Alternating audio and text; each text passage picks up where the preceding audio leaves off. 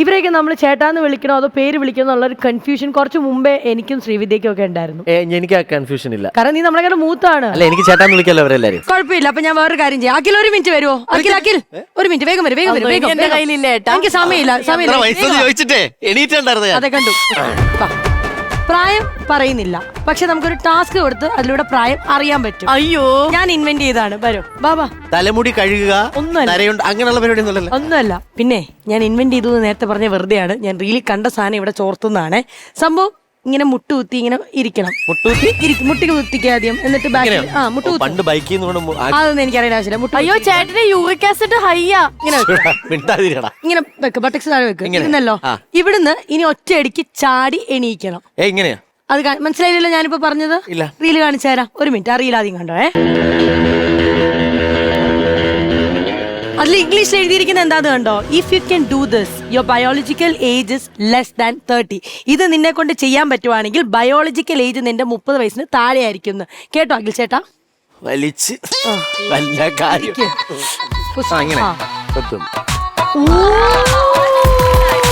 സംഭവം 35 വയസ്സുണ്ടെങ്കിലും like you know his body is suppose to be ഒരു 28-29. ഇതുപോലെ രസകരമായ മൊമെന്റ്സ് നിങ്ങൾക്ക് കാണാൻ ഇഷ്ടമല്ലേ? എങ്കിൽ നമുക്ക് ഇവരുടെ ഏജും കൂടെ ഒന്ന് അറിയാം. ഈ സിമ്പിൾ ടാസ്ക് ചെയ്ത് ഇവരൊക്കെ ശരിക്കും 30 വയസ്സിന് താഴെയാണോ അല്ലയോ എന്നുള്ളത് അറിയാം. ആദ്യം നിവിൻ പോളിനെ വിളിച്ചാലോ നമുക്ക്? സച്ചിൻ ഒപ്പിച്ചു. ഒരു 29.5. നമുക്ക് നോക്കാം. 30 വയസ്സിന് മുകളിലാണ്. ശരിക്കും ശരി, കുഴപ്പമില്ല. എങ്കിൽ ജീസ് കമോൺ. ബൈക്കൊന്നും വേണ്ട, ഞാൻ അല്ലാണ്ട് ചെയ്ത് നോക്കട്ടെ എന്ന്. ജീസിന്റെ ശരിക്കുള്ള പ്രായം നമ്മളിപ്പോ ചോദിക്കുന്നില്ല.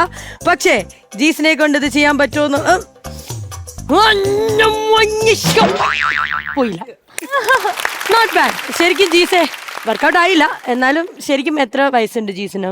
എനിക്ക് 25 വയസ്സ്. അപ്പൊ ചെയ്യണം. അല്ല, ചെയ്ത് കുഴപ്പമില്ലായിരുന്നു. ചെയ്ത് പഠിക്കണം. നമ്മുടെ ബോഡി ഇത് ആക്ച്വലി ഉണ്ടല്ലോ, നമ്മൾ അങ്ങനെ പറയെങ്കിലും നമുക്ക് ഹെൽത്തിനും കൂടെ നല്ലതാണ്. നമ്മൾ എത്ര സ്ട്രോങ് ആണെന്നുള്ളത് അറിയുന്നതാണ് കേട്ടോ. ഹലോ സുഹൃത്തെ, ഈ റീൽസ് ഇത് കണ്ടില്ലേ ഇപ്പം? രണ്ടുപേരും ചെയ്ത് കണ്ടപ്പോ എന്നെ ഡയാന നോക്കിട്ട് ചെയ്യായി. ഉറപ്പായിട്ടും ലാസ്റ്റ് നോബിച്ചേട്ടനായിരിക്കും മൈൻഡ് അപ്പിൽ ചെയ്യാൻ പോകുന്നത്. നമുക്കത് ജോബിൻ അങ്ങനെയല്ല. You have to sit. എന്നിട്ട് ചാടി ഇരിക്കണം. പോലീസുകാരൻ പുഷ്പം പോലെ സുമ്മാ ഒരു പൂ പറിക്കുന്ന ലാഭത്തോടെ അതാ ബീബിനെ തിരിക്കുകയാണ് പ്രിയ സുഹൃത്തുക്കളെ. അയ്യോ അല്ല, ഇതിന് ബാലൻസും കൂടെ വേണേ. അല്ല എന്താ ഞാൻ പറഞ്ഞത്? ബയോളജിക്കൽ ഏജിന്റെ കാര്യമല്ല, ഇത് നല്ല ബാലൻസും കൂടെ വേണമെന്ന്. ഇനി നല്ലൊരു കയ്യടി കൊടുക്കുകയാണ് ഈ പ്രിയ സുഹൃത്തുക്കളെ. വേദിയിലേക്ക് അതാ വരുന്നു. ഇതൊന്നും ഒന്നുമല്ല എന്ന് പറഞ്ഞുകൊണ്ട് നോബി മാർക്കോ. ഇതൊക്കെ ഈസി. ഇതൊക്കെ എന്താ നോബി ചേട്ടാ പറഞ്ഞു വേഗം. രണ്ടുപേരും പിടിച്ചെണീപ്പിക്കണം. അവര് പിടിച്ചെണീപ്പിക്കൂ. രണ്ട് മുട്ടും തിരിഞ്ഞിരിക്കണം ആളാണ്. എന്റെ കാല് ചിന്തിക്ക്, ഫ്രണ്ടിലോട്ട് വേണം ബാക്കിലോട്ട് വേണം. ഒന്നും പറയില്ല. ഇവിടെ വരെ വരുവാണെങ്കിൽ ഞാൻ ഭയങ്കര സിമ്പിൾ ആയിട്ടുള്ള ഒരു കാര്യം.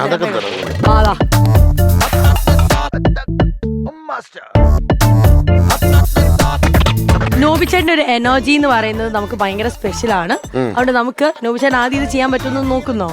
പറ്റുന്നില്ല. എന്നാ പറ്റുന്നൊരു പരിപാടി പറയട്ടെ. സുഹൃത്തുക്കളോടൊക്കെ ഒരു ഗുഡ് നൈറ്റ് പറഞ്ഞ് നമുക്ക് അടുത്ത എപ്പിസോഡ് കാണാം. അതായിരിക്കും നല്ലത്. അയ്യോ ഗുഡ് നൈറ്റ് പറഞ്ഞാൽ ഞാൻ അപ്പൊ ഉറങ്ങും. ഇല്ല, ഞങ്ങളൊക്കെ ഗുഡ് നൈറ്റ് പറഞ്ഞു കഴിഞ്ഞാൽ പിന്നെ ബ്രേക്ക്ഫാസ്റ്റ് കഴിക്കാനാണോ പോകുന്നത്? അത് നല്ലൊരു കൗണ്ടർ അല്ലായിരുന്നു. കൈയടിക്കാവോ? കൂർക്കം വലിച്ചളയും. ഇങ്ങനെ അല്ല, ഗുഡ് നൈറ്റ് പറഞ്ഞിട്ട് അങ്ങനെ ഒന്ന് കൂർക്കം വലിച്ചു. പക്ഷെ ഗുഡ് മോർണിംഗ് പറഞ്ഞ അപ്പം പല്ല് കഴിക്കുകയും ചെയ്യും.